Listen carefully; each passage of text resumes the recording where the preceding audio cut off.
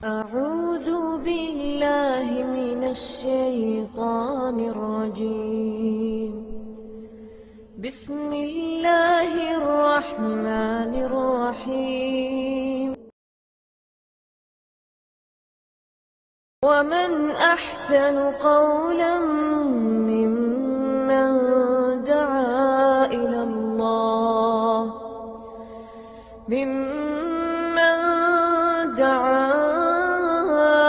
الله وعمل صالحا وقال إنني من المسلمين.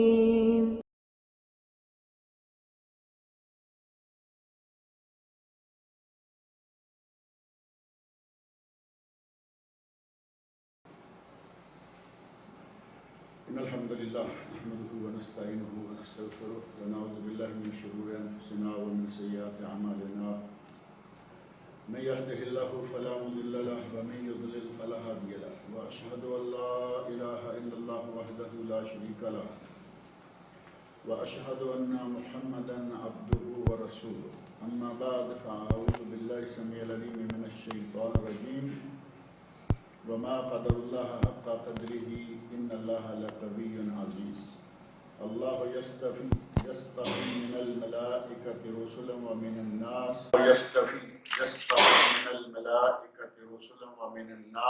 إن الله سميع بصير. يعلم ما بين أيديهم وما خلفهم وإلى الله ترجع الأمور. يا أيها الذين آمنوا اركعوا واسجدوا واعبدوا ربكم وافعلوا الخير لعلكم تفلحون. الذين آمنوا اركعوا واسجدوا واعبدوا ربكم وافعلوا الخير لعلكم تفلحون. سورۃ الحج کی یہ آخری حصے کی چند آیات ہیں جو میں نے پڑھی ہیں، اور پہلی آیت وما قدر اللہ حق قدرہ، لوگوں نے اللہ کے مرتبے کے مطابق اس کی قدر کو نہیں پہچانا. جتنی اللہ رب العزت کی عظمت، جتنی شان، جتنا مقام ہے، لوگوں نے اسے صحیح معنی میں نہیں پہچانا. یہ کلمات اگر آپ پہلے کلمات جو اس سے قبل گزرے ہیں ان کو سامنے رکھتے ہوئے پڑھیں، اللہ رب العزت نے جو ایک مثال دی کہ پوری کائنات بھی اگر مل جائے تو ایک مکھی نہیں بنا سکتے، ایک مچھر پیدا نہیں کر سکتے. اور یہاں صاف طور پر اللہ رب نے فرمایا لن یخلقوا ذبابا، ایک مکھی نہیں بنا سکتے. پوری دنیا مل جائے وَلَوْ اجْتَمَعُوا لَهُ، اگرچہ اس کے لیے سارے لوگ مل جائیں، یہ نہیں کر سکتے. اور پھر فرمایا کہ مکھی بنانا تو دور کی بات ہے، ان کے کھانے سے مکھی کچھ اٹھا کے لے جائے یہ اسے واپس نہیں لا سکتے. ضعف الطالب والمطلوب، طالب اور مطلوب، پیر اور مرید دونوں ہی بہت ضعیف ہیں، کمزور ہیں، یعنی ان کے ہاتھ میں کچھ بھی نہیں. اس کے مقابلہ میں جس نے پوری کائنات کو بنایا، زمین و آسمان بنائے، زمین و آسمان کا نظام چالو کیا، زمین و آسمان کی تدبیر کر رہا ہے، اس پورے نظام کائنات کو چلا رہا ہے، اس کی کتنی قدرت ہے، کس قدر وہ عظمت اور مقام والا ہے، ان لوگوں نے اس کی قدر نہیں کی. وما قدر اللہ حق قدرہ، کہ انہوں نے اللہ کی وہ قدر نہیں کی جو اس کا حق ہے. ان اللہ لقوی عزیز، اللہ بہت ہی قوتوں والا اور غالب ہے، ہر کام کرنے پر وہ غالب ہے اور ہر کام کی وہ قدرت رکھتا ہے، لیکن انہوں نے اس کی قدرتوں کو پہچانا نہیں. اللہ یصطفی من الملائکۃ رسلا ومن الناس، اللہ فرشتوں میں سے بھی کچھ لوگوں کو، فرشتوں میں بھی کچھ کو اپنا رسول مقرر کرتا ہے، یعنی منتخب کر لیتا ہے رسول کے طور پر. وَمِنَ النَّاسِ، اور لوگوں میں سے بھی. اب فرشتوں میں سے اللہ نے کچھ فرشتوں کو اپنا رسول بنایا، جیسے کہ فرشتوں کی تعداد تو آپ جانتے ہیں کہ کوئی شمار ہی نہیں. نبی اکرم صلی اللہ علیہ وسلم کا ارشاد ہے کہ آسمانوں میں ایک چپا جگہ ایسی نہیں جو خالی ہو جہاں فرشتہ نہ ہو، اور اب آسمانوں کی وسعتیں اور 7 آسمان آپ اندازہ کریں، اور پھر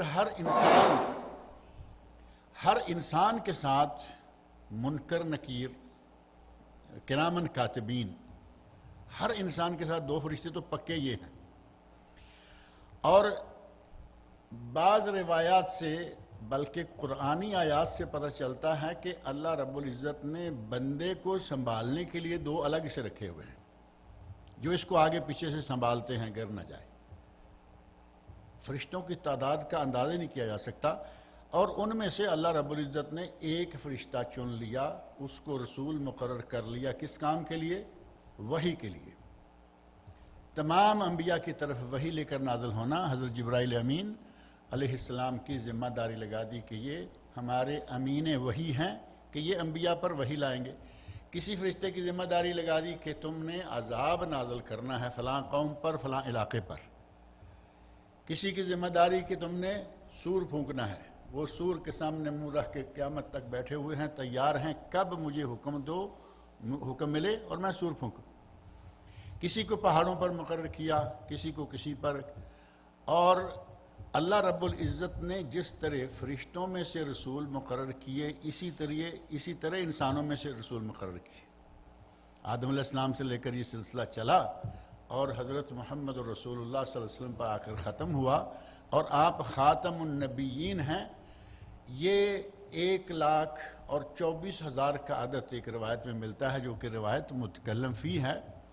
لاکھوں کریں، اللہ رب العزت نے آدم علیہ السلام سے لے کر نبی صلی اللہ علیہ وسلم تک لاکھوں انبیاء کرام بھیجے انسانوں میں سے۔ ان میں سے 313 یا 314 کو رسول بنایا، باقی سارے نبی ہیں، یہ رسول ہیں۔ ان میں سے 5 کو اللہ رب العزت نے قرآن کریم میں اولو العزم من الرسل قرار دیا کہ یہ عظیمت والے، یعنی انتہائی اعلیٰ مرتبے والے 5 رسول ہیں۔ اور وہ 5 کون کون کیسے ہیں؟ معروف ہیں، نوح علیہ السلام، ابراہیم علیہ السلام، موسیٰ علیہ السلام، عیسیٰ علیہ السلام، اور محمد رسول اللہ صلی اللہ علیہ وسلم۔ اور ان 5 میں سے بھی اعلیٰ ہمارے رسول صلی اللہ علیہ وسلم بلا اختلاف، سارے رسولوں میں سے اعلیٰ ترین رسول اور امام الانبیاء والرسل۔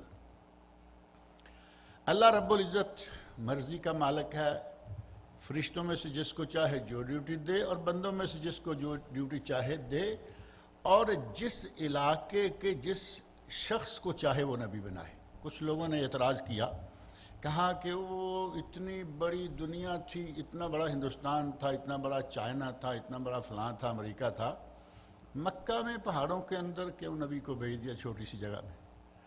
اللہ رب العزت نے فرمایا کہ یہ میرا کام ہے، یہ تمہارا کام نہیں کہ کس نبی کو کہاں بھیجنا ہے، کہاں کے شخص کو نبی منتخب کرنا ہے۔ اللہ اعلم حیث یجعل رسالتہ، اللہ ہی زیادہ صحیح جانتا ہے کہ کس جگہ سے کسی کو رسول بنائے۔ رسالت اور نبوت کا فریضہ کس شخص کو دے، کہاں کے شخص کو دے، یہ اللہ کے ہاتھ میں۔ اور اگر آج کے دور میں جب کبھی یہ لوگ اعتراضات اعتراض کرنے والے آج بھی موجود ہیں، لیکن اگر کوئی حقیقت کی نظر سے دیکھے، جو گراؤنڈ ریالٹی کہتے ہیں، اگر زمینی حقیقت کے طور پر بھی دیکھے تو جس نبی کو پوری دنیا کے لیے نبی ہونا تھا اسے مکہ میں ہی ہونا چاہیے تھا، کیونکہ مکہ کو عربی میں سرۃ الارض کہا جاتا ہے۔ سرہ ناف انسان کی ناف، جہاں سے ماں کے پیٹ میں اسے غذا جاتی ہے۔ سرۃ الارض مکہ ہے، ساری دنیا کا سنٹر۔ اور جو لوگ جغرافیہ دان ہیں وہ لکیریں لگا لگا کے کہتے ہیں یہ اتنا ہے، یہ اتنا ہے، یہ خط استوا ہے، یہ فلاں ہے، یہ ڈمکان ہے، انہیں بھی معلوم ہے کہ مکہ واقعی زمین کے وسط کے قریب تر ہے، یعنی 100% وسط کے نقطے پر نہیں، وسط کے نقطے کے قریب تر ہے مکہ۔ اور سرۃ الارض کہا گیا، اور سرہ کو بھی گنتی کریں گے تو وسط کے قریب تر ہے، وسط میں نہیں ہے۔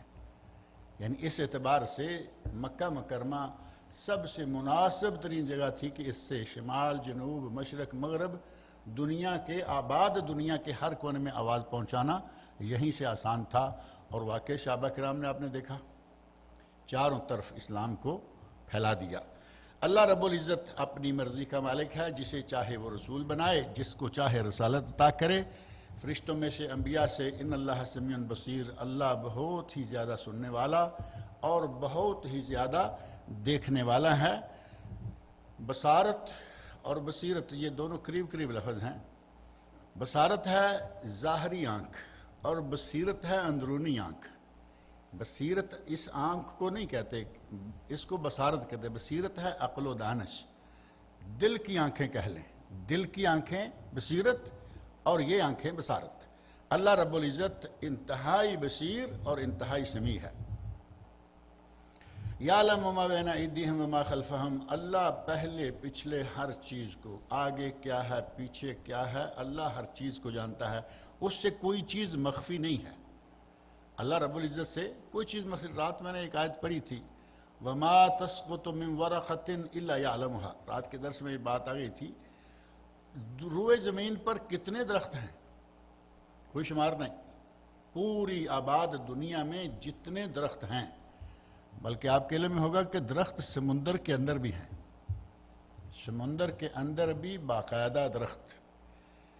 اور اللہ رب العزت فرمایا وما تسقط من ورقہ، کوئی پتا بھی نہیں گرتا، کوئی پتا بھی درخت سے ٹوٹ کر نہیں گرتا، الا یعلمها، اللہ اسے بھی جانتا ہے۔ جس کے علم کی وسعت اتنی ہے اس کے کیا کہنے۔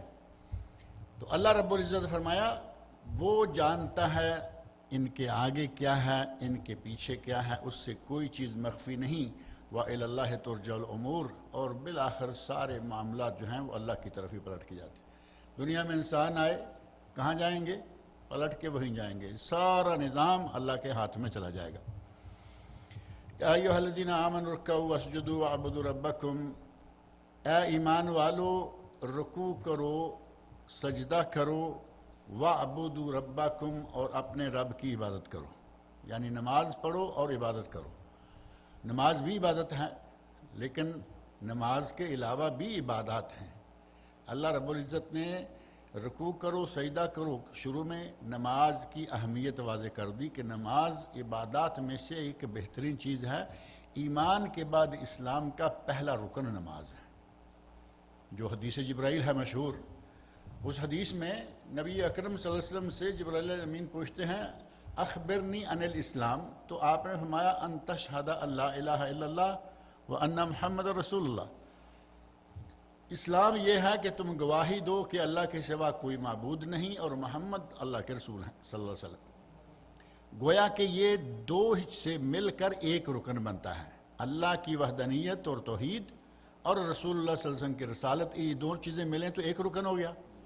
وَأَن تُقِيمَ الصَّلَاةَ، وَتُقِيمَ الصَّلَاةَ دوسرا رکن بتایا کہ نماز ہے۔ اسی لیے کہا جاتا ہے کہ ایمان کے بعد تمام ارکان اسلام میں سے سب سے اہم ترین رکن نماز ہے۔ اللہ رب العزت نے فرمایا یا ایھا الذین آمنوا، اے ایمان والو رکوع کرو سجدہ کرو، واعبدوا ربکم، اور اپنے رب کی عبادت کرو۔ اب ظاہر ہے کہ عبادت میں زکوٰۃ، خیرات، صدقات، حج، رمضان کے روزے، اخلاق حسنہ، تعلقات، آپس میں لوگوں کے تعلقات، لوگوں کے حقوق، حقوق اللہ، حقوق العباد، ساری چیزیں عبادت میں شامل ہو جائیں گی۔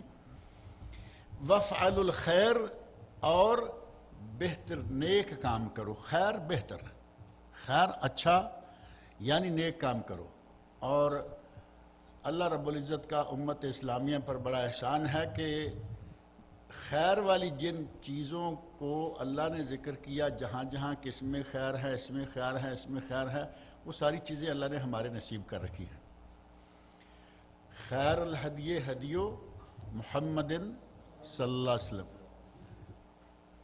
اما بعد فإن خیر الحدیث کتاب اللہ، خیر الحدیث کتاب اللہ، وہ کون سی ہے؟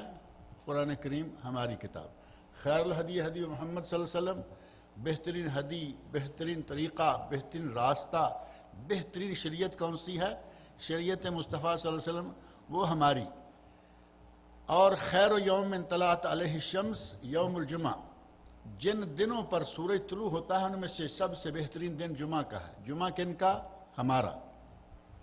جمعہ ہمارا، عیسائیوں کا کیا ہے؟ اتوار، یہودیوں کا ہفتہ، جمعہ ہمارا۔ جس جس چیز میں خیر کا لفظ آئے اللہ رب العزت نے وہ ہمیں عطا کر دی ہے۔ کنتم خیر امت اخرجت للناس۔ اب امتیں کتنی ہیں؟ آدم علیہ السلام سے لے کر عیسیٰ علیہ السلام تک فرمایا کنتم خیر امہ، تم بہترین امت ہو۔ بہترین نبی ہمارے، بہترین کتاب ہماری، بہترین امت ہم، بہترین دن ہمارا، بہترین شریعت ہماری، بہترین کتاب ہماری۔ اللہ رب العزت نے ہر خیر ہمیں دے رکھی اور ساتھ ہمیں حکم دیا کہ تم بھی خیر کا کام کرو، وَافْعَلُوا الْخَيْرَ، تم بھی اچھا کام کرو، اچھے کام کرو، لَعَلَّكُمْ تُفْلِحُونَ، تاکہ تم فلاح پا جاؤ۔ اب فلاح جو ہے، کامیابی، وہ صرف دنیا کی نہیں، فلاح سے مراد دنیا اور آخرت دونوں جہان کی کامیابی ہے، اور دونوں جہان کی کامیابی کی گارنٹی اللہ رب العزت نے اہل ایمان کو دے رکھی ہے۔ یہاں بھی یا ایھا الذین آمنوا، اور ابھی آگے یہ سورۃ الحج کے آگے سورۃ المومنون شروع ہونے والی ہے، اگلا درس اس میں سے ہوگا انشاءاللہ یا اس سے اگلا ہوگا۔ وہاں قد افلح المومنون آغاز ہوا سورۃ المومنون کا اسی کلمہ سے۔ اللہ رب العزت نے ارشاد میں قد افلح المومنون۔ آج ہم نے جہاں عشاء کی نماز پڑھی ہے، امام نے پہلی رکعت میں یہ آخری آیات سورۃ الحج کی اور دوسری رکعت میں سورۃ المومنون کی یہی آیات پڑھی تھیں۔ قد افلح المومنون، فلاح پا گئے، کامیابی پا گئے کون؟ جو مومن ہیں۔ اور آگے مومنین کی کامیابی پانے والوں کی کچھ صفات ذکر کی جو انشاءاللہ باری باری ہمارے سامنے آئیں گی۔ اللہ رب العزت فرمایا کہ نمازیں پڑھو، سجدے کرو، رکوع کرو، اللہ کی عبادت کرو، نیک کام کرو، لعلکم تفلحون، تاکہ تم فلاح پا جاؤ۔ یہاں آپ دیکھتے ہیں کہ آیت کے اختتام پر جو گول دائرہ سا ہوتا ہے، یہ آیت نمبر 77 ہے سورۃ الحج کی۔ یہاں سجدہ لکھا ہوا ہے،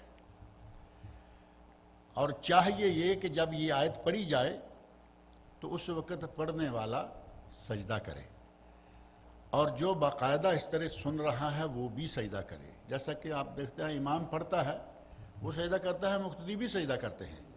یہ ہے سجدہ تلاوت، اس کو کہا گیا سجدہ تلاوت۔ یہ سجدہ تلاوت فرض نہیں ہے، واجب نہیں ہے، سجدہ تلاوت سنت ہے، کر لیں تو ثواب ہے، نہ کریں تو گناہ نہیں۔ ہم سجدے کے منکر تو نہیں ہیں نا، ہمیں جہاں موقع ملتا ہے ہم سجدہ کرتے ہیں، لیکن کبھی نہیں موقع بنتا تو نہیں بھی کیا جاتا۔ جیسے ابھی ہم یہاں بیٹھے ہیں، سجدہ نہیں کیا کسی نے، اگر کر لیں تو ثواب۔ اب ظاہر ہے کہ مسجد میں بیٹھے ہیں، باوضو ہیں، قرآن کریم پڑھ رہے ہیں، سجدے کے لیے جگہ صحیح ہے، گھر میں بیٹھے ہیں، باوضو ہیں، قرآن پڑھ رہے ہیں، سجدے کے لیے جگہ ہے۔ اب یہاں وہ انداز نہیں ہے، تو حضرت عمر فاروق نبی صلی اللہ علیہ وسلم سے ثابت ہے کہ آپ نے آیت سجدہ پڑھی۔ یہ ذہن میں رکھیں کہ نبی صلی اللہ علیہ وسلم سے خود ثابت ہے کہ آپ نے آیت سجدہ پڑھی اور سجدہ نہیں کیا۔ عموماً آپ سجدہ کیا کرتے تھے، لیکن کبھی ایسا ہوا کہ آیت سجدہ پڑھی اور آپ نے سجدہ نہیں کیا۔ ایک مرتبہ نہیں کیا تو ثابت ہو گیا کہ یہ واجب نہیں، فرض نہیں، سنت ہے۔ اسی طرح حضرت عمر فاروق رضی اللہ عنہ ایک مرتبہ ممبر پر تھے، ممبر پر آپ نے آیت سجدہ پڑھی اور ممبر سے نیچے اترے، آ کے سجدہ کیا، پھر دوبارہ ممبر پر گئے اور اپنا خطاب شروع کر دیا۔ دوسرا موقع آیا تو آپ نے آیت سجدہ پڑھی اور ممبر سے اترے نہیں، لیکن ساتھ وضاحت کر دی کہ کوئی یہ نہ سمجھے کہ ہمیں پتہ نہیں کہ یہاں سجدہ ہے۔ ہمیں یہ معلوم ہے کہ یہ آیت سجدہ ہے، لیکن ہم کبھی سجدہ کر لیتے ہیں، کبھی نہیں کرتے، کیونکہ انہیں نبی صلی اللہ علیہ وسلم کا انداز مبارک معلوم تھا کہ نبی صلی اللہ علیہ وسلم نے کبھی کیا ہے، کبھی نہیں کیا، ہم بھی ایسا کرتے ہیں۔ تو اسی طرح ہم بھی آج سجدہ نہیں کر پا رہے، تو سجدہ نہیں کیا، لیکن ہم سجدے کے منکر نہیں، سجدہ سنت ہے، ثواب ہے، کرنا چاہیے، اور اگر اسی وقت کر لیں اچھا، اور اگر آپ یہی مثال کے طور پہ گھر میں جا کے یہی قرآن کھولتے ہیں، آیت پڑھتے ہیں، مصلی ڈال کے سجدہ کر لیتے ہیں، الحمدللہ۔ یعنی تھوڑا لیٹ کر لیں تو بھی کوئی حرج نہیں، لیکن اگر وقت گزر گیا اور کچھ عرصہ گزر گیا، اب ظاہر ہے کہ وہ اس کا وقت نکل گیا، لیکن اگر دوبارہ یہی آیت کھول کے آپ پڑھتے ہیں، جب چاہیں پڑھیں، جب چاہیں سجدہ کر لیں، سجدہ کرنا ثواب ہے، سنت ہے۔ وَجَاهِدُوا فِي اللَّهِ حَقَّ جِهَادِهِ، اور فرمایا کہ اللہ کی راہ میں جہاد کرو جس طرح کے جہاد کرنے کا حق ہے۔ اب یہاں جہاد سے مراد جہاد فی سبیل اللہ ہے، قتال فی سبیل اللہ ہے، جو میدان جہاد میں، میدان جنگ میں جا کے، جہاں تیر، تلوار، گولی، بندوق ہے، یہاں سے وہ جہاد مراد ہے۔ وَجَاهِدُوا فِي اللَّهِ حَقَّ جِهَادِهِ۔ ہماری پاک و ہند کی ایک جماعت ہے، اس کا نام نہیں ہم لیتے، وہ تسبیح پھیرنے کو جہاد کہتے ہیں، لوٹا مسلح اٹھائے پھرنے کو جہاد سمجھتے ہیں، جبکہ اللہ رب العزت نے یہاں جو جہاد کہا ہے، اور یہاں تو صرف یہ کہا نا حق جہاد ہی، جہاد کرو اللہ کی راہ میں، جاہدوا فی اللہ یعنی فی سبیل اللہ، اللہ کی راہ میں جہاد، یہ مطلقاً جہاد ہے، اور اس سے مراد جہاد اکبر ہے، جو اصل جہاد ہے قتال۔ ہماری وہ پارٹی تسبیح پھیرنے اور لوٹا مسلح اٹھا کے یہاں وہاں جانے کو جہاد اکبر کہتے ہیں، اور اس جہاد کا نام انہوں نے اس معنوں میں جہاد اصغر رکھا ہوا ہے، اور اس موضوع کی ایک روایت بھی پیش کرتے ہیں، رجعنا من الجہاد الاصغر الی الجہاد الاکبر، کہ ہم چھوٹے جہاز، بڑا جہاد میدان سے پلٹ رہے ہیں، نبی صلی اللہ علیہ وسلم کی طرف جھوٹی بات منسوب کر دی کہ آپ نے فرمایا ہم چھوٹے جہاد سے بڑے جہاد کی طرف پلٹ کے آئے ہیں۔ صحابہ نے پوچھا کہ وہ کون سا جہاد ہے جس کی طرف ہم پلٹ کے آئے ہیں؟ تو فرمایا کہ اپنے نفس کے ساتھ جہاد کر، یعنی نیکی کرنا، تسبیح پھیرنا، یہی ہوگا نا۔ تو یہ انتہائی بہکاوا ہے ان لوگوں کا کہ ایک من گڑت اور جعلی روایت کو سامنے رکھ کر لوگوں کو جہاد فی سبیل اللہ سے گویا کہ ہٹا رہے ہیں۔ ہٹانے والی بات ہے یا نہیں کہ جہاد اکبر تو ہمارے گھر میں ہے، اپنے گھر میں بیٹھ کے تسبیح پھیریں، اپنے گھر میں بیٹھ کے لا الہ الا اللہ پڑھیں، اپنے گھر میں بیٹھ کے قرآن پڑھیں، اپنے گھر میں بیٹھ کے حلال کما کے کھائیں، ہمیں وہاں جانے کی کیا ضرورت ہے؟ وہ جہاد اصغر، یہ جہاد قطعاً غلط اور لا یعنی بات۔ نبی اکرم صلی اللہ علیہ وسلم سے ایسی کوئی بات ثابت نہیں ہے۔ نبی صلی اللہ علیہ وسلم نے خود کتنے جہادوں میں حصہ لیا، غزوات جن کو کہا جاتا ہے۔ عام جہاد اور غزوہ، اس میں فرق یہ ہے کہ جہاد قیامت تک جاری ہے، چل رہا ہے۔ غزوہ صرف وہ جنگ ہے جس میں نبی صلی اللہ علیہ وسلم بنفس نفیس خود شامل ہوئے۔ نبی صلی اللہ علیہ وسلم جنگ میں جائیں، تیر تلوار کے ساتھ دشمن کا مقابلہ کریں، زخم کھائیں، دانت تڑوائیں، اور ہمارے اس بھائی کو تسبیح پھیرنے میں جہاد اکبر نظر آئے، اس سے بڑی گمراہی اور کیا ہو سکتی ہے؟ اللہ نے فرمایا وَجَاهِدُوا فِي اللَّهِ حَقَّ جِهَادِهِ، اللہ کی راہ میں جہاد کرو، حق جہاد ہی، جو جہاد کرنے کا حق ہے۔ اور جہاد بہت بڑا عمل ہے، اگر کسی کی جان بھی قربان ہو جاتی ہے جہاد میں تو اس سے بڑھ کر کوئی عمل ہو نہیں سکتا۔ ابھی پچھلے دنوں ایک حدیث آپ نے بار بار سنی ہوگی، نبی اکرم صلی اللہ علیہ وسلم نے ارشاد فرمایا ما من ایام العمل الصالح فیہن احب الی اللہ تعالی من هذه الایام العشر، جو عشرہ ذو الحج ہے، 1 سے لے کے 10 ذو الحج کا عشرہ، اس عشرہ میں کوئی جو بھی کام کرتا ہے اس کا مقابلہ دوسرے سال بھر کے دنوں میں کیے ہوا کوئی عمل بھی اس کا مقابلہ نہیں کر پاتا۔ سب سے افضل ترین عمل وہ ہے جو ان 10 دنوں میں کیا جائے۔ تو صحابی نے فوری طور پر کہا ولل جہاد فی سبیل اللہ، اللہ کے رسول کیا جہاد بھی نہیں؟ نبی صلی اللہ علیہ وسلم نے فرمایا ولل جہاد فی سبیل اللہ، جہاد بھی نہیں، الا رجل، سوائے ایک آدمی کی، یعنی ان مجاہدین کے، الا رجل خرج بنفسہ و مالہ، اپنی جان اور مال دونوں لے کر میدان میں اترا، ولم یرجع من ذلک بشیء، اور دونوں میں سے کچھ واپس نہیں لایا، مال بھی اللہ کی راہ میں قربان کر دیا اور جان بھی اللہ کی راہ میں قربان کر دی، اس کا عمل ہر عمل سے بڑا ہے۔ لیکن اگر واپس زندہ بچ کے آ گیا، عمل بہت بڑا ہے، لیکن ان 10 دنوں میں کیا ہوا عمل اس کے جہاد سے بھی زیادہ بڑا عمل ہے۔ یہ رسول اللہ صلی اللہ علیہ وسلم کی صحیح حدیث ہے۔ هو اجتباکم، اللہ رب العزت نے تمہیں منتخب کر لیا ہے، اللہ نے تمہیں برگزیدہ اور منتخب کر لیا ہے۔ وما جعل علیکم فی الدین من حرج، اور اللہ نے دین کے معاملہ میں تم پر کوئی حرج نہیں کیا، تمہیں کوئی تنگی نہیں دی، تمہیں ایسا نہیں کہ کام کرنا تمہارے بس سے باہر ہو اور کہا گیا ہو کہ نہیں وہ کرو۔ آپ پورے دین اسلام کے نظام عبادت کو دیکھ لیں، پورے اسلام کو دیکھ لیں، کوئی ایسا کام نہیں ہوگا کہ جو ہمارے بس سے باہر ہو اور ہمیں اس کرنے کا حکم دیا گیا، کوئی ایک کام۔ نماز ہمارے بس میں ہے یا نہیں ہے؟ 5 وقت کی نماز ہمارے بس میں ہے، آرام سے کام بھی کرتے رہیں، ڈیوٹیاں کرتے رہیں، نمازیں پڑھتے رہیں۔ ایک آدمی جو اپنی کمپنی میں نماز پڑھنے سے روکتا ہے، ایسی ہی کمپنی دوسرے آدمی کے جس نے نماز کی اجازت دے رکھی ہے، انشاءاللہ اس کی آمدنی زیادہ ہوگی، کیونکہ اس کے موظفین نمازی ہیں، اپنے اوقات پر فریضہ انجام دیتے ہیں، اللہ اسے برکتوں سے نوازتا ہے۔ کچھ کمپنیاں ایسی ہوتی ہیں، پتہ نہیں وہ مالک مسلمان ہیں یا کیا ہیں وہ، یا ہو سکتا ہے کہ ان کے پیچھے کوئی کافر بیٹھا ہوا ہو، سامنے کوئی ایسے ڈمی کے طور پر مسلمان ہو، ایسی کمپنی میں جس میں کہیں کہ ظہر اور عصر تم نہیں پڑھ سکتے۔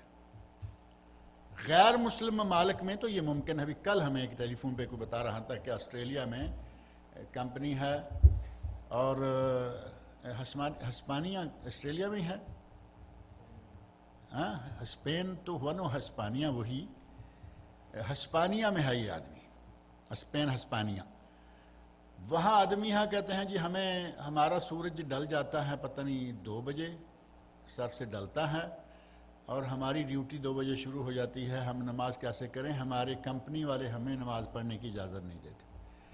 اب وہ تو مان لیتے ہیں کہ وہ کافروں کا ملک ہے، اس کا مالک کافر ہوگا، اسے نماز سے کیا؟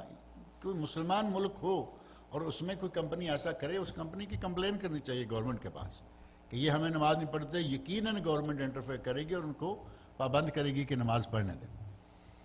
نماز کی ادائیگی کرنے والے لوگ، عامل، امپلائیز، اگر وہ کام کریں گے تو یقیناً اللہ تعالیٰ ان کو برکت عطا کرے گا، اور اگر نماز سے روکنے والا ہے، ظاہر میں اس کا کام تو 10-15 منٹ بڑھ گیا، لیکن برکتیں اتنی ہی زیادہ کم ہو گئی۔ نماز ہے ہمارے بس میں، روزے ہیں ہمارے بس میں، کہا گیا کہ مسافر ہیں تو نماز قصر کر لے، مسافر ہیں تو وضو کرے، پاؤں کو 24 گھنٹے کے لیے نہ دھوئے، جرابیں پہن لے، اور اگر مسافر ہیں تو وہ 72 گھنٹے تک نہ دھوئے، گھر میں ہے تو 24 گھنٹے، مسافر ہے تو 72 گھنٹے۔ اللہ رب العزت نے ہر معاملے میں آسانی کی۔ نمازیں 2 رکعتیں پڑھو، 10 رکعتیں ظہر کی صرف 2 پڑھ لو کافی ہیں۔ عشاء کی 17 ہیں ہمارے ملکوں میں، 2 پڑھ لو کافی ہیں۔ اللہ رب العزت نے کوئی ایسا حکم نہیں دیا کہ جو ہماری طاقت سے باہر، جہاں ذرا کام مشقت والا آیا فوراً کوئی نہ کوئی آسانی پیدا۔ اور صحیح بخاری حدیث کی کتاب میں مشہور نبی اکرم صلی اللہ علیہ وسلم کی حدیث ہے، الدین یسر، دین آسان ہے، اور یہ آپ کے سامنے اللہ رب العزت کا ارشاد ہے، وما جعل علیکم فی الدین من حرج، اللہ نے دین میں تمہارے لیے کوئی حرج نہیں بنایا، کہیں تکلیف نہیں، کہیں مشکل نہیں ہے۔ لا یکلف اللہ نفسا الا وسعها، سورۃ البقرہ کے آخر میں ہے، اللہ کسی جان کو اس کی طاقت سے زیادہ تکلیف نہیں دیتا، کوئی اسلام کا کام ایسا نہیں اس کی طاقت سے بڑھ۔ حج پہ پیسہ زیادہ لگتا ہے، ساری عمر میں 1 مرتبہ فرض ہے، اللہ نے 1 مرتبہ، ساری عمر میں 1 مرتبہ فرض ہے، محنت ہے، مشقت ہے، پیسہ لگتا ہے، اب 1 مرتبہ کر لے، باقی جب چاہے کرتا رہے، نفل ہوگا، فرض ادا ہو گیا۔ پیسہ لگتا ہے، محنت لگتی ہے، لیکن ساری عمر میں 1 بار۔ زکوٰۃ ہے، پیسہ ہے تو دو، نہیں ہے تو نہ دو۔ اللہ رب العزت نے ہر معاملے کو کچھ ایسے انداز سے رکھا کہ بندوں کی طاقت سے باہر کوئی چیز نہ ہو۔ وما جعل علیکم فی الدین من حرج، اللہ نے دین کے معاملہ میں تم پر کوئی حرج نہیں بنایا۔ ملت ابیکم ابراہیم، یہ تمہارے باپ ابراہیم کی ملت ہے، تمہارے باپ ابراہیم کی ملت، یعنی دین اسلام جو ہے یہ وہی شریعت ہے جو ابراہیم علیہ السلام لائے۔ کچھ تبدیلیاں نبی اکرم صلی اللہ علیہ وسلم کے زمانے میں ہوئیں، جیسا کہ ہر شریعت جو ہے، یہاں پہلے کچھ آیت گزری ہیں جن میں بتایا گیا لِكُلِّ أُمَّةٍ جَعَلْنَا مَنْسَكًا هُمْ نَاسِكُوهُ، ہم نے ہر امت کے لیے مستقل ایک طریقہ بنایا جس پر وہ چلتے ہیں۔ ابراہیم علیہ السلام کی ملت کہا، اور ابراہیم علیہ السلام کی ملت یہ سارے عرب بھی انہی کی اولاد شمار ہوتے ہیں، اور ابراہیم علیہ السلام کو اللہ رب العزت نے اتنا مقام دیا کہ آج یہودی بھی ان کی عزت کرتے ہیں، عیسائی بھی ان کا احترام کرتے ہیں، اور مسلمان تو کرتے ہی کرتے ہیں۔ فرمایا کہ یہ دین ملت ابراہیمی، سنت ابیکم ابراہیم۔ اللہ رب العزت نے ابراہیم علیہ السلام کو بہت ہی مقام عطا کیا، بڑی عظمت۔ نبی صلی اللہ علیہ وسلم اپنا والد کہتے ہیں ابی، یہاں سنت ابیکم یہ روایت جو ہے قربانیوں کے بارے میں ہے، اور بڑی مشہور روایت ہے، اگرچہ اس کی سند پر بھی کلام ہے۔ سنت ابیکم ابراہیم، تمہارے باپ کی سنت ابراہیم علیہ السلام کی۔ اور نبی صلی اللہ علیہ وسلم کے یہاں بیٹا پیدا ہوا، اور آپ نے صبح اپنے صحابہ کو بشارت دی کہ اللہ نے مجھے رات بیٹا دیا ہے، آج رات اللہ نے مجھے بیٹا دیا ہے، سمیتہ علی ابی ابراہیم، میں نے اس کا نام اپنے باپ کے نام پر ابراہیم رکھا۔ ابراہیم علیہ السلام آپ اپنا باپ کہہ رہے ہیں۔ تو ایک تو یہ کہ پہلے دن ہی نام رکھا جا سکتا ہے بچے کا، 7 دن بعد ہے نا کہ 7ویں دن عقیقہ کرو، 7ویں دن نام رکھو، 7ویں دن بال صاف کرو، 7ویں دن بالوں کے وزن کے برابر چاندی ایک روایت میں آتا ہے۔ یہ ساری چیزیں 7ویں، لیکن اگر کوئی پہلے دن ہی نام رکھ لیتا ہے تو یہ نبی صلی اللہ علیہ وسلم کی صحیح حدیث موجود ہے کہ آپ نے بچے کی ولادت کی خبر دی اور ساتھ ہی کہہ دیا کہ میں نے اس کا نام اپنے باپ ابراہیم علیہ السلام کے نام پر ابراہیم رکھا ہے، اور یہ وہی ابراہیم ہے جن کی وفات پر گرہن لگا تھا اور آپ نے خطبہ دیا، وہ بات اس سے الگ ہے، طول ہو جائے گی۔ نبی اکرم صلی اللہ علیہ وسلم فرماتے ہیں ہوا سماکم المسلمین، ہوا سماکم المسلمین، اس نے تمہارا نام مسلمان رکھا ہے، اللہ نے تمہارا نام مسلمان رکھا ہے، من قبل وفی ھذا، اس کتاب میں بھی اور اس سے پہلی کتابوں میں بھی۔ ہوا سماکم المسلمین، اس نے تمہارا نام مسلمان رکھا۔ اب اس آیت کو لے کر ہمارے پاک و ہند میں ایک جماعت کھڑی ہو گئی۔ آپ نے سنا ہوگا کراچی میں پیدا ہوئی، دہلی میں پہنچی، اور پھر بکھرتی ہوئی مختلف جگہوں پہ آ گئی۔ عربوں میں ظاہر ہے کہ ہمارے لوگ جہاں جہاں جائیں گے اپنے ساتھ اپنے نظریات لے کے جائیں گے، جیسے قادیانی پنجاب میں ہوئے، سارے بر صغیر میں بکھرے، وہ گندے انڈے باہر کے ملکوں میں بھی آ گئے اور وہاں بھی موجود ہیں آج۔ اسی طرح یہاں بھی آج کل کچھ لوگ ہمارے شہر میں بھی موجود ہیں، اور ان کی نشانی کیا ہے؟ نام عبد الرحمن عبداللہ، اچھے اچھے نام، خوبصورت، اور ان سے پوچھو کہ بھئی آپ نماز گھر میں کیوں پڑھتے؟ نماز پڑھ رہے ہیں لیکن گھر میں پڑھ رہے ہیں، کیوں؟ کہتے ہیں ہماری ان کے پیچھے ہوتی نہیں۔ یہ جن کی نماز ہوتی نہیں یہ 2 لوگ ہیں، ایک یہ ہیں جو اپنے آپ کو مسلمین کہتے ہیں، جماعت المسلمین، وہ کہتے ہیں کہ یہ سارے لوگ کافر ہیں، صرف ہم ہی مسلمان، وہ ٹانگے کی سواریاں مسلمان ہیں اور باقی ساری دنیا کافر ہے، وہ نماز نہیں پڑھیں گے۔ اور کچھ وہ ہیں جو انتہائی پرلے درجے کے گندے عقیدے کے مالک ہیں، بریلوی طبقہ میں سے کچھ وہ ہیں جو کہ نماز نہیں پڑھتے، کہتے ہیں کہ وہابی ہیں، ان کے پیچھے ہماری نماز نہیں ہوتی۔ اللہ رب العزت نے یہاں فرمایا کہ اس نے تمہارا نام مسلمان رکھا ہے۔ نبی اکرم صلی اللہ علیہ وسلم کے نبوت کا اعلان کرنے کے بعد مسلمان ہوئے، نبی اکرم صلی اللہ علیہ وسلم کے بعد خلفاء راشدین کا زمانہ رہا، آج ہم مسلمان ہیں یا نہیں ہیں؟ مسئلہ تو یہ ہے کہ یا تو ہو کہ مسلمان اپنے مسلمان ہونے سے انکار کرتے ہیں کہ نہیں جی ہم مسلمان ہیں، ایک پارٹی ہے جو مسلمان نہیں مانتی اپنے آپ کو، وہ کہتے ہیں کہ ہم مومن ہیں۔ کون سی پارٹی ہے وہ؟ شیعہ کہتے ہیں کہ ہم مومن ہیں، اور وہ تو ہمیں منافق کہتے ہیں، وہ ہیں جو مسلمانوں سے باہر نکلے ہوئے ہیں، ورنہ ہر مسلمان مسلمان ہی ہے اور کہلواتا بھی ہے۔ اب آگے جو مسئلے پیدا ہو گئے، کچھ اہل رائے ہو گئے، کچھ اہل حدیث ہو گئے، کچھ اہل قرآن کہلوانے لگے، اور پھر ان کے آگے جماعتیں بڑھتی چلی گئیں۔ یہ شناختیں ہیں، یہ چیزیں کسی کو اسلام سے نہیں نکال دیتی۔ انہوں نے اپنی جماعت کا نام جماعت المسلمین رکھا، اور صلاۃ المسلمین نماز کی کتاب ہے مسعود احمد BA کی، صلاۃ المسلمین اور تاریخ الاسلام والمسلمین، اور اسی طرح جو چیز بھی ہے مسلمین مسلمین مسلمین، جیسا کہ اس لفظ پہ انہوں نے ڈیرا لگا رکھا ہے۔ اللہ نے نام رکھا مسلمین، اور ہم مسلمین ہیں، ہم سارے مسلمان ہیں یا نہیں، لیکن اتنا اس کو لے کے کہ کوئی دوسرا کسی کے ساتھ نام لگنا ہی نہیں چاہیے۔ اس کا مطلب ہمارا نام بھی مسلمان ہونا چاہیے۔ خود عبداللہ عبد الرحمن کیوں رکھا ہے؟ ہوا سماکم المسلمین، اس نے تمہارا نام مسلمان رکھا ہے، اب آگے عبداللہ رکھا، کیوں؟ تاکہ پہچان ہو جائے کہ یہ مسلمان ہے لیکن عبداللہ ہے، یہ مسلمان ہے یہ عبد الرحمن ہے۔ ایسے ہی اگر کسی وقت کسی ضرورت کے تحت مزید کوئی نام آگے آئے ہیں تو اس میں یہ نہیں کہ ہم اس آیت کے کوئی خلاف چل رہے ہیں۔ هو سماکم المسلمین، اللہ نے تمہارا نام مسلمان رکھا، من قبل، اس قرآن سے پہلے کی کتابوں میں، وفی ھذا، اور اس کتاب میں، لیکون الرسول شہیدا علیکم، تاکہ رسول تمہارے گواہ ہو جائیں، وتکونوا شہداء علی الناس، اور تم لوگوں کے گواہ ہو جاؤ۔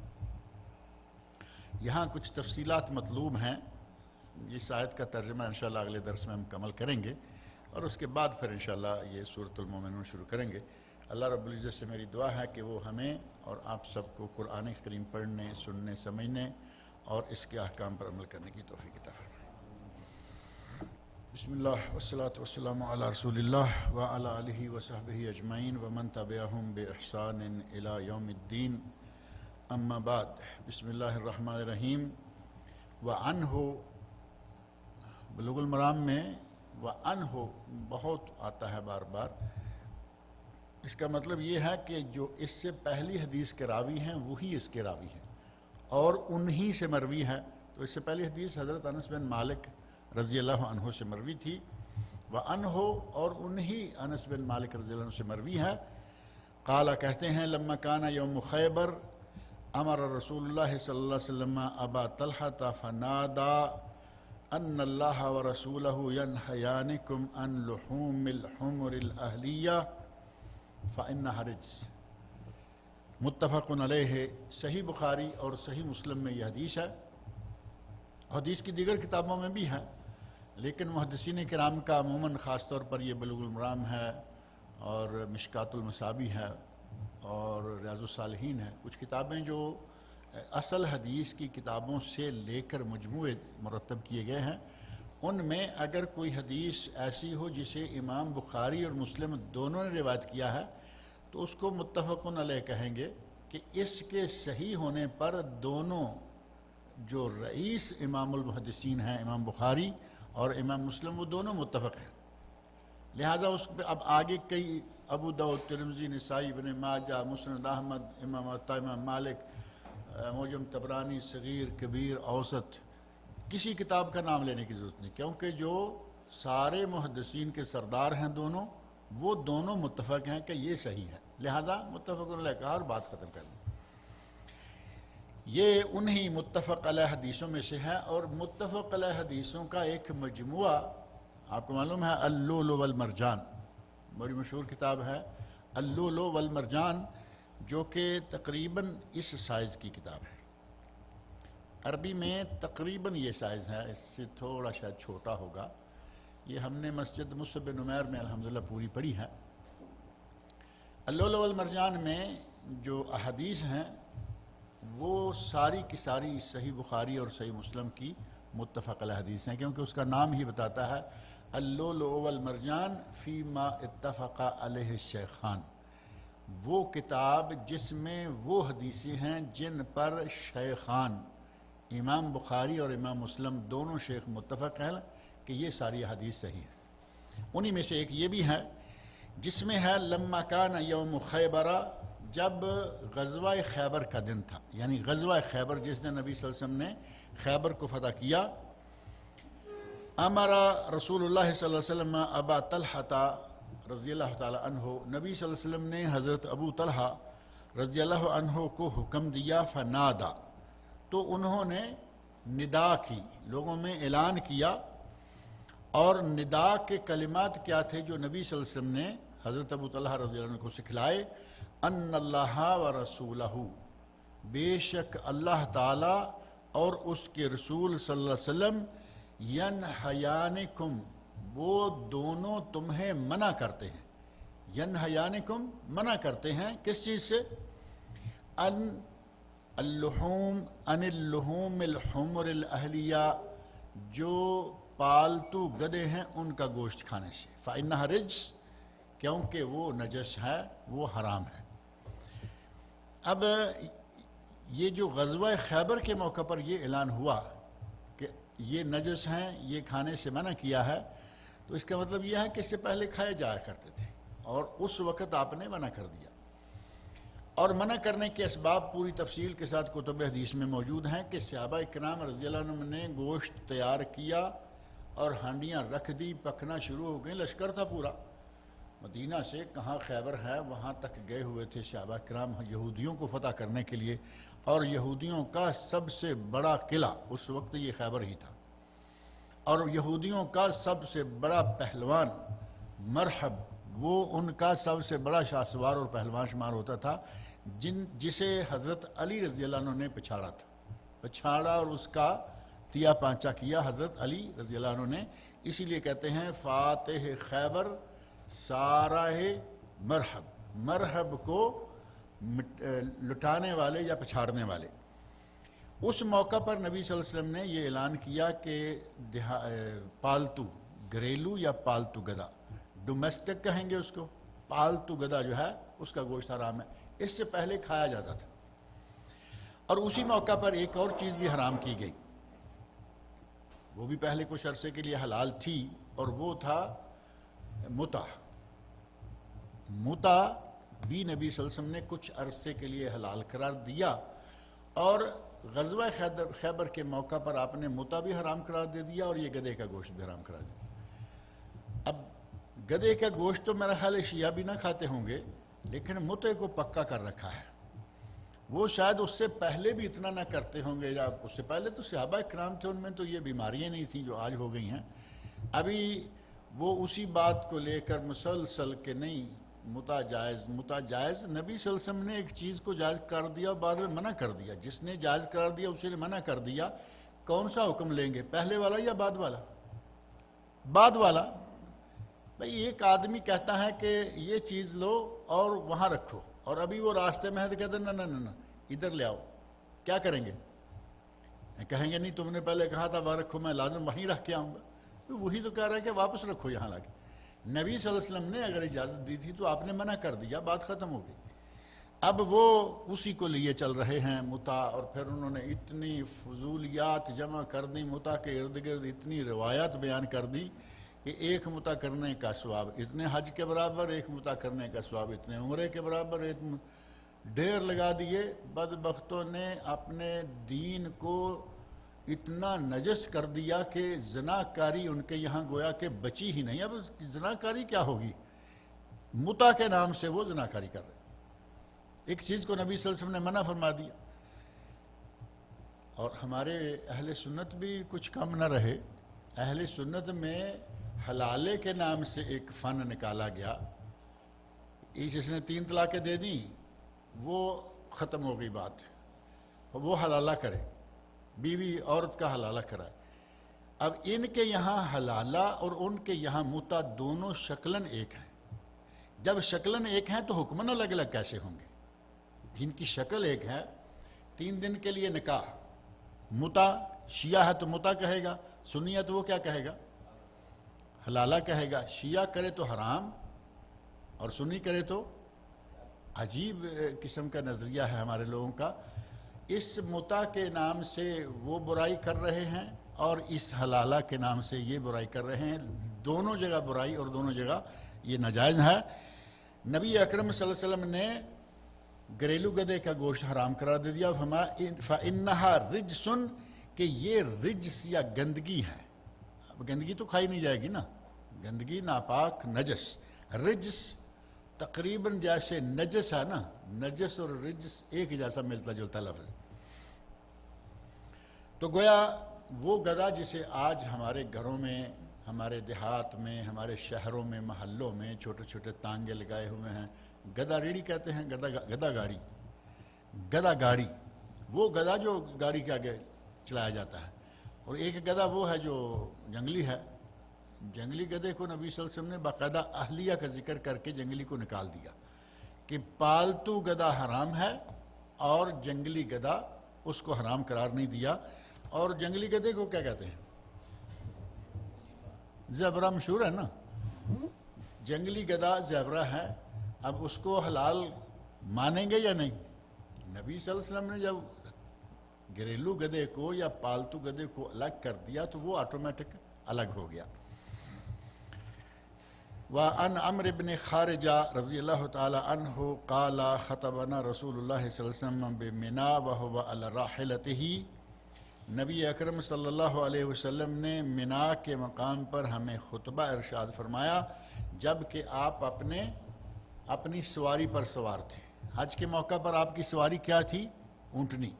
آپ اونٹنی پر سوار تھے، آپ خطبہ دے رہے تھے اور اونٹنی پر سوار تھے۔ وَلُعَابُهَا يَسِيلُ عَلَى كَتِفَيَّ، اور اونٹنی کے منہ کا لعاب جو ہے وہ میرے دونوں کندھوں پر گر رہا تھا، یعنی انہوں نے اونٹنی پکڑی ہوئی ہے، حضرت عمر بن خارجہ رضی اللہ عنہ۔ اللہ رب العزت نے جس کو جیسا جیسا شرف دیا، حجۃ الوداع کے موقع پر اونٹنی کی نکیل ان کے ہاتھ میں ہے اور میدان عرفات میں آپ خطبہ دے رہے ہیں، اور اونٹنی کا ظاہر ہے کہ گردن لمبی، بڑا لمبا چوڑا، اس کا منہ دور ادھر گھوم پھر سکتا ہے، تو نیچے پکڑ کے ایسے کھڑے ہیں، کہتے ہیں کہ اونٹنی کے منہ سے گرنے والا پانی میرے کندھوں پر گر رہا تھا، اور وہاں احرام کی حالت میں ہے۔ اگر اونٹنی کے منہ کا پانی نجس ہوتا تو نبی صلی اللہ علیہ وسلم وہاں اسے کھڑا نہ رہنے دیتے، کہتے کہ یہ پکڑاؤ کسی اور کو، جاؤ جا کے پہلے اپنا کندھا اور کپڑا دھو کے آؤ۔ اس سے اہل علم نے یہ نتیجہ اخذ کیا کہ حلال جانور کے منہ کا پانی حلال ہے، پاک ہے، یعنی پاک ہے۔ حلال جانور کے منہ کا لعاب پاک ہے، وہ جھاگ کی شکل میں ہے یا لعاب اور پانی کی شکل میں ہے، وہ ناپاک نہیں ہے۔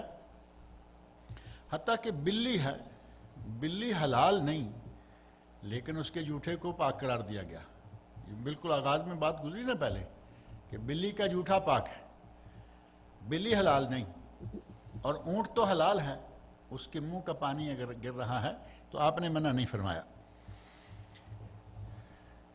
وعن عائشہ رضی اللہ تعالی عنہا قالت کان رسول اللہ صلی اللہ علیہ وسلم، مجھے لگتا ہے کہ ہم نے یہ حدیث پڑھی ہیں یا لگتا ہے کہ پڑھی ہیں پہلے، چلیے کند مکرر کے طور پر صحیح۔ وعن عائشہ رضی اللہ تعالی عنہا قالت کان رسول اللہ صلی اللہ علیہ وسلم یغسل المنی ثم یخرج الی الصلاة فی ذلک الثوب وانا انظر الی اثر الغسل فیہ۔ یہ بھی بخاری و مسلم کی صحیح ترین حدیث ہے۔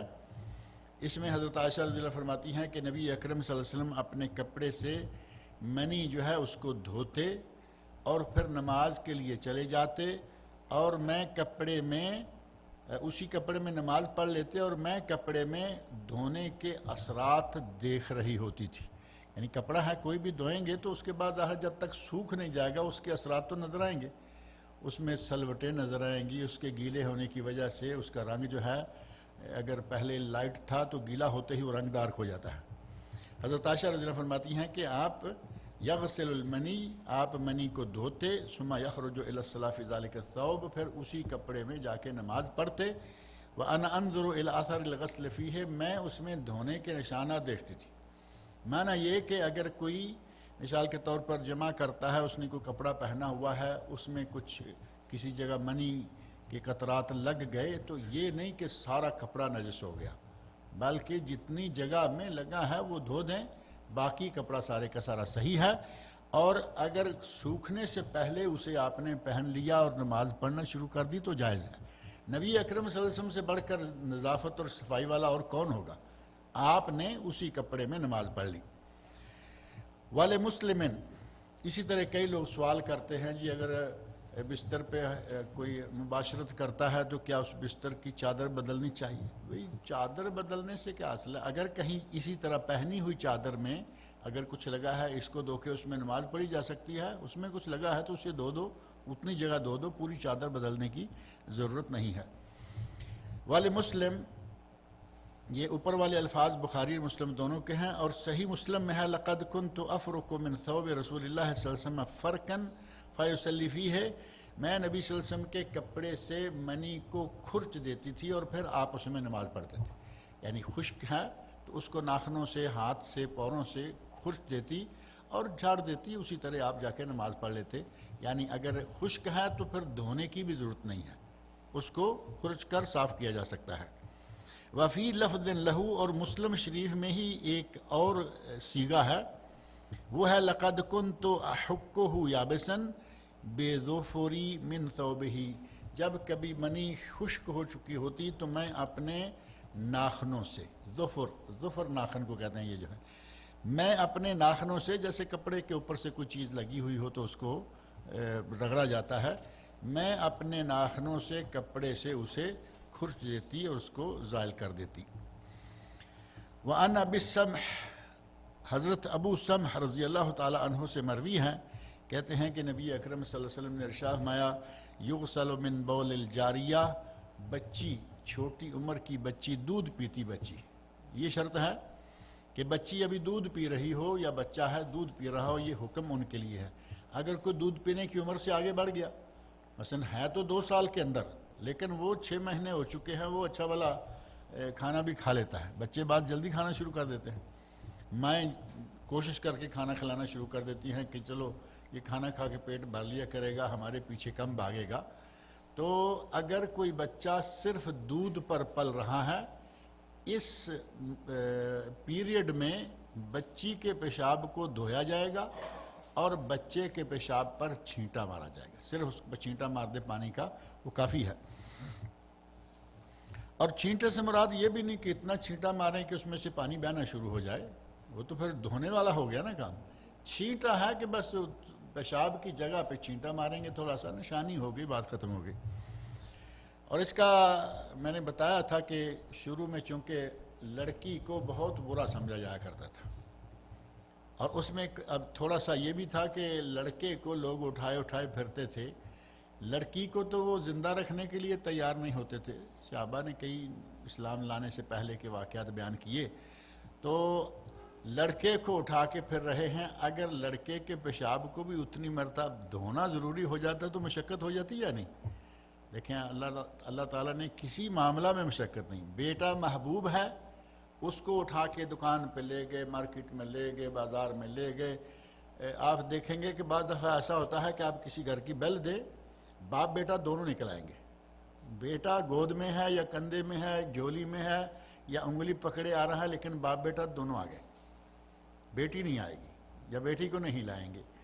کچھ لوگ، اور کچھ الحمدللہ جیسا کہ آج کل مسلمانوں میں اویئرنیس آ رہی ہے، الحمدللہ جاگ رہے ہیں اور اچھے طریقے سے وہ بچیوں کو قبول کرتے ہیں، پیار کرتے ہیں، اور کرنا بھی چاہیے۔ بہرحال اس وجہ سے بھی کہ لوگوں کو مشقت نہ ہو، اور دوسری میڈیکل وجہ یا سائنٹیفک بات یہ بھی کہی گئی کہ بچی کے پیشاب میں نجاست کچھ زیادہ ہوتی ہے، اس لیے دھونے کا کہا گیا، اور اس کی نسبت لڑکا جو ہے اس میں کثافت کم ہوتی ہے۔ لیکن یہ ساری چیز تب تک ہے جب تک وہ کھانا نہ کھانے لگیں، کھانا کھانے لگیں دونوں برابر ہو گئے، دونوں کا پھر دھویا جائے گا۔ یغسل من بول الجاریہ، بچی کا پیشاب دھویا جائے گا، وَيُرَشُّ مِن بول الغلام، اور لڑکے کا یا بچے کا پیشاب جو ہے اس پر صرف چھینٹا مارا جائے گا۔ حضرت اسماء بنت ابی بکر رضی اللہ تعالیٰ عنہما حضرت عائشہ رضی اللہ عنہ کی بہن ہیں، اور نبی اکرم صلی اللہ علیہ وسلم کی کیا رشتے میں ہوئی؟ سالی ہوئی نا، نبی صلی اللہ علیہ وسلم کی سالی حضرت عائشہ رضی اللہ عنہ کی بہن۔ حضرت اسماء رضی اللہ عنہ سے مروی ہے ان نبی صلی اللہ علیہ وسلم قال فی دم الحیض یصیب الثوب، نبی صلی اللہ علیہ وسلم نے حیض کا خون اگر کپڑے کو لگ جائے تو اس کپڑے کو صاف کیسے کرنا ہے اس کے بارے میں ارشاد فرمایا تحتہ، اس کپڑے پر جو خون کا داغ لگا ہوا ہے اس جگہ کو پہلے اچھی طرح سے رگڑ دے، ناخنوں کے ساتھ اس کو اچھی طرح رگڑ دے، کھرچ دے۔ ثم تقرصہ، سب سے پہلا کام یہ کرے کہ اسے ناخنوں کے ساتھ کھرچ دے، اور پھر اس کے بعد تقرصہ بالماء، پانی ڈال کر پھر اچھی طرح اس کو رگڑے، پہلے خشک رگڑے تاکہ اس کے اندر پانی کے داخل ہونے کے، یعنی داغوں کے اندر پانی کے داخل ہونے کا راستہ بن جائے، کیونکہ اگر وہ خون کہیں بھی سوکھ گیا تو وہ ایسے ہو جائے گا جیسے کوئی لیکوڈ سوکھا ہوا ہے۔ ثم تنزہہ، اور پہلے خشک کو رگڑے، پھر گیلا کر کے پانی ڈال کر رگڑے، اور اس کے بعد اس کپڑے کو اچھی طرح کھنگال دے۔ اب کپڑا بھی سارا نہیں، جتنا وہ ہے متاثر کپڑا، اس کو اچھی طرح پانی میں کھنگال دے، دھو لے۔ ثم تصلی فیہ، اور اس کے بعد اسے نماز پڑھے۔ یہ نہیں ہے کہ کچھ تھوڑا سی جگہ متاثر تھی تو پورا کپڑا ہی بدلنا ضروری ہے، وہ اسی میں نماز پڑھ سکتی ہے، اس میں کوئی حرج والی بات نہیں ہے۔ اور اس باب کی ایک حدیث ہے، حضرت خولہ رضی اللہ عنہا سے مروی ہے، کہتی ہیں یا رسول اللہ، اے اللہ کے رسول، فَإِن لَّمْ يَذْهَبِ الدَّمُ، ہم خواتین دیکھیں مسائل پوچھ رہی ہیں نبی صلی اللہ علیہ وسلم سے، حیض کا مسئلہ پوچھ رہی ہیں، غسل کے مسائل پوچھ رہی ہیں، تو چونکہ نبی اکرم صلی اللہ علیہ وسلم رہنما ہیں، ہادی ہیں، ان سے نہیں پوچھیں گی تو کس سے پوچھیں گی؟ اور آج اگر کسی سے کوئی عورت پوچھے گی نہیں تو اسے معلوم کیسے ہوگا؟ عورت عورت سے پوچھے، عورت مرد سے پوچھے، لیکن پوچھنا چاہیے تاکہ دین کا علم حاصل ہو۔ ایسا نہ ہو کہ ساری عمر گزر جائے یہ نہ پتہ ہو کہ غسل جنابت کیا ہے۔ اب نہانا تو نہانا ہے، لیکن غسل جنابت کے لیے کچھ طریقہ کار ہے۔ ایسے پانی میں گئے اور نکل کے آ گئے، غسل تو ہو گیا، لیکن غسل جنابت کی شکل جو ہے وہ یہ نہیں ہے، لہذا مسائل کو پوچھ لینا چاہیے۔ صحابیات نے نبی اکرم صلی اللہ علیہ وسلم سے بھی پوچھا اور آپ کی بیویوں سے بھی پوچھا۔ یہاں دیکھیں حضرت خولہ رضی اللہ عنہا صحابیہ ہے، نبی صلی اللہ علیہ وسلم کی بیویوں میں سے نہیں، لیکن وہ پوچھ رہی ہیں یا رسول اللہ کپڑے کو حیض کا خون لگ گیا، اسے دھویا، لیکن اس میں سے نشانات باقی ہیں۔ اب خون لگا ہوا تھا، پہلی بات یہ کہ حیض کا خون عام خون سے گاڑھا، تھوڑا ڈارک کلر، اب اس کو دھوتے دھوتے، اب آپ جتنے آج کل وہ ہمارے پاؤڈر اور صابن اور ڈٹرجنٹ اور یہ اور وہ اور ایک کیا ہے کلورکس جو داغ دور کرتا ہے، آج جتنی چیزیں نکل آئی ہیں اس وقت یہ نہیں تھی۔ آج کلورکس ڈالیں تو میرا خیال تو کپڑا بھی ساتھ اڑا دے گا، رنگ تو دور کی بات ہے، کپڑا بھی نکال دے گا۔ تو اس وقت وہ کہتی ہیں کہ اگر اس کے نشان بچ جائیں، یعنی کچھ سرخی کچھ اس جگہ پہ ہم نے بہت دھویا لیکن اس کا رنگ جو ہے وہ نہیں نکلا پورا، تو کیا کریں؟ فَإِن لَّمْ يَذْهَبِ الدَّمُ، یعنی خون کے وہ اثرات اگر نہ جائیں تو کیا کریں؟ فرمایا یکفیک الماء، تمہارے لیے پانی کافی ہے، تم نے پانی ڈالا، رگڑا، کھرچا، کھنگالا اور پانی نکال دیا، اب تمہارے لیے کافی ہے۔ وَلَا يَضُرُّكَ أَثَرُهُ، اب تمہیں اس میں جو نشان باقی ہے وہ تمہیں کوئی نقصان نہیں دے گا۔ یعنی نشان کے ہونے سے یہ ذہن میں نہ بٹھا لیں کہ یہ کپڑا نجس، نہیں، کپڑے سے خون نکل گیا، اس کا رنگ باقی ہے تھوڑا بہت، اس سے انشاءاللہ کوئی حرج نہیں ہے۔ ہمارے پاک و ہند میں یہ بہت کمی ہے کہ لوگ خاص طور پر جو خواتین کے مسائل ہیں وہ خواتین نہ پوچھیں گی، اور جو مردوں کے کچھ مخصوص مسائل ہوتے ہیں وہ مرد نہ پوچھیں گے۔ نتیجہ کیا ہوگا؟ بال بچے والے ہیں، کسی کو پوچھیں غسل جنابت نہیں معلوم، اور مردوں میں کیا اور عورتوں میں کیا یہ چیز موجود ہے، جبکہ یقین مانیں نبی صلی اللہ علیہ وسلم سے سوالات کیے گئے، آپ نے جوابات دیے، پتہ چلتا ہے کہ خواتین میں بعض خواتین نے باقاعدہ کہا یا رسول اللہ ان اللہ لا یستحی من الحق، اللہ حق سے حیا نہیں کرتا، اللہ حق سے، حق بیان کرنے سے اللہ حیا نہیں کرتا۔ ہم مسئلہ پوچھیں، یعنی مسئلہ حیا کے مسائل میں سے، لیکن ہم کیا کریں؟ ہمیں پوچھنا ہے، مسائل پوچھے، اور نبی اکرم صلی اللہ علیہ وسلم نے مسائل بیان کیے، اور وہاں وہ خاتون پوچھتی ہیں کہ جس طرح مرد کو احتلام ہوتا ہے اور وہ دیکھتا ہے کہ کوئی چیز خارج ہوئی ہے، ایسے عورت ہو تو کیا کرے؟ یعنی خواتین نے مسائل جو دین میں طہارت سے تعلق رکھنے والے ہیں وہ مسائل سارے مکمل سیکھے، اور آج بھی اس بات کی ضرورت ہے کہ ان مسائل کو سیکھا جائے۔ ہمارے چونکہ خواتین کا یا دوسرے لوگوں کا ماحول کچھ ایسا بنا ہوا ہے کہ جی اس طرح کا مسئلہ نہیں کرنا، مولوی چارے بھی ڈرتے رہتے ہیں، وہ مسئلہ کرتے ہیں. جیسے ابھی 2-3 حدیثیں ہم نے پڑھ لی ہیں، میرا خیال ہے پاکستان میں پڑھتے اسپیکر لگا ہوا تھا، کئی لوگ کہتے ہیں کہ مولوی کتنا بے شرم ہے. مولوی حدیث پڑھ رہا ہے، اسے کہہ رہے ہیں کہ بے شرم. اور کئی لوگ یہاں تک آ جاتے ہیں، شاید میں نے یہاں کے ایک مرتبہ ذکر کیا تھا، میں نے یہی مسائل ذکر شروع کیے ریڈیو ملک وین سے.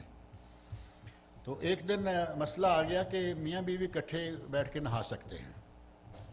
ہمارے ایک صاحب زیادہ پروگرام سنتے ہوں گے، ٹیلی فون آیا، کہنے لگے جی صاحب آج تو آپ نے حد کر دی، ہم تو باجماعت آپ کا پروگرام سنتے تھے گھر میں بیٹھ کے بال بچوں میں، تو آج تو آپ نے وہ. میں نے کہا کیا ہو گیا ہے؟ کہنے لگے آپ نے وہ مسئلہ کر دیا کہ میاں بیوی اکٹھے نہا سکتے ہیں اکٹھے بیٹھ کر. میں نے کہا وہ مسئلہ میں نے نہیں کیا، وہ مسئلہ حدیث میں نبی صلی اللہ علیہ وسلم کی بیوی نے بیان کیا، میں نے ان کا بیان پڑھ کے ترجمہ کیا، سنایا.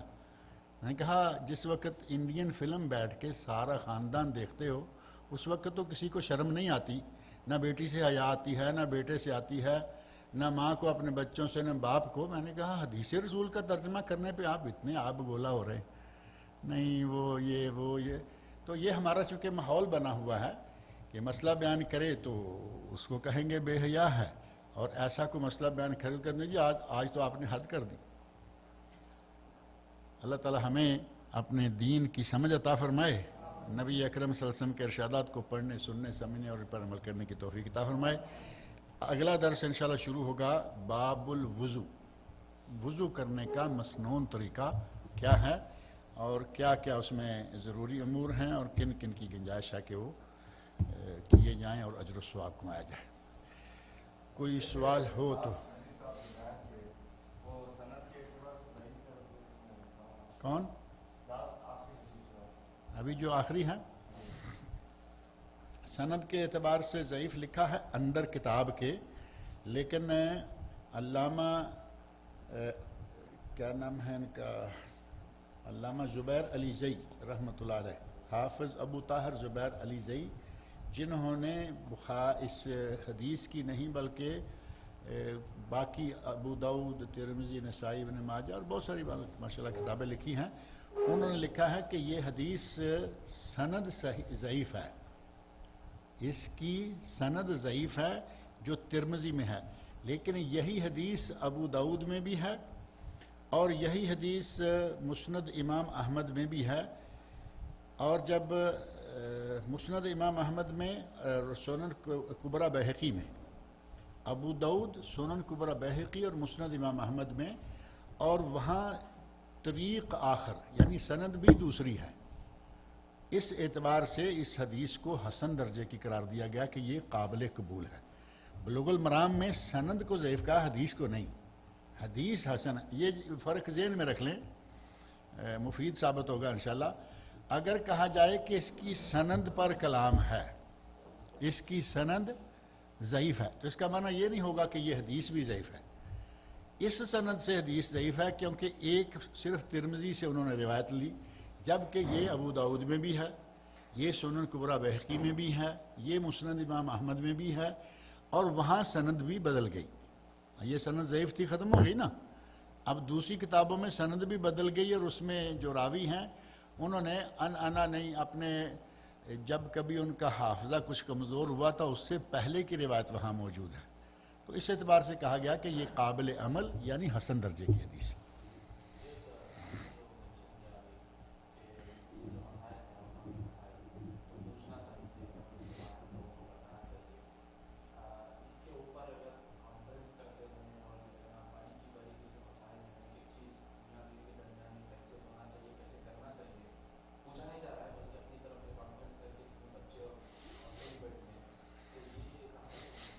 اچھی بات ہے، اگر کوئی ایسا پروگرام رکھا جائے، مثلا والدین کا ایک اجتماع ہو جائے، پیرنٹس کا.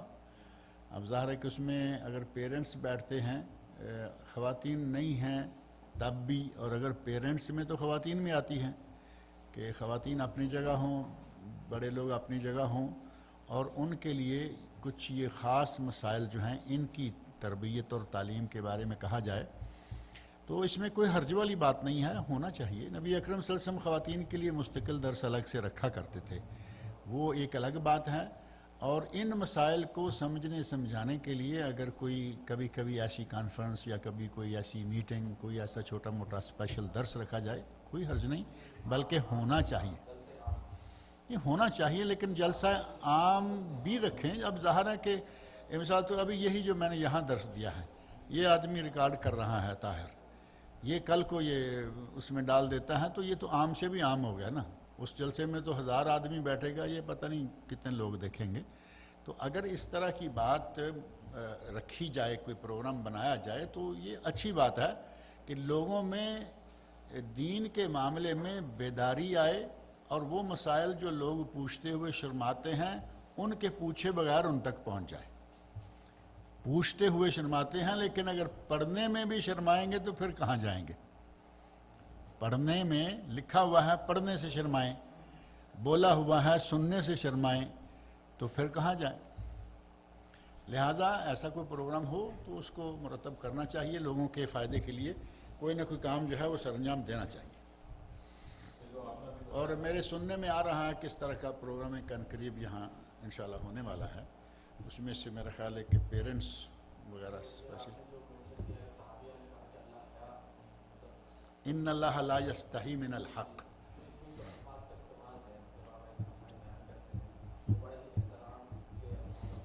بہت اچھے طریقے سے، یہی تو مسئلہ ہے نا کہ ایک آدمی نہیں، اس کے لیے ضروری ہے کہ جب پہلے نمبر پہ حدیث ہے اس کا ترجمہ کریں، تو ایک تو یہ ہے کہ عربی زبان میں وہ بات بڑی کھلے انداز سے کی جاتی ہے جو ہمارے یہاں شاید اتنے ناپسند کی جائے، اسی کو ہم اپنے ماحول کے حساب سے تھوڑا اچھے انداز سے کریں گے، ادب احترام سے کریں گے، تو انشاءاللہ تعالی قابل قبول ہوگی۔ جب اسے آپ کوئی مزاحیہ رنگ میں، جیسے آپ کہہ رہے ہیں کہ نوجوانوں کے الفاظ میں کریں گے، تو وہ تو مطلوب بھی نہیں ہے نا۔ یہ ایک معزز شخصیت کی زبان سے نکلنے والے کلمات ہیں، ان کو معزز انداز سے ہی ادا کرنا اور معزز کلمات سے ہی ترجمہ کر کے دینا ضروری ہے۔ اب یہ تو نہیں ہے کہ اس خاتون نے تو دیکھیں مسئلہ تھا جس میں حیا کا پہلو تھا کہ پوچھیں نہ پوچھیں، کہاں اللہ حیا نہیں کرتا، ہم اس معاملہ میں حیا نہیں کریں گے کہ ہم پوچھیں گے نہیں، پوچھا اور نبی صلی اللہ علیہ وسلم نے بتایا۔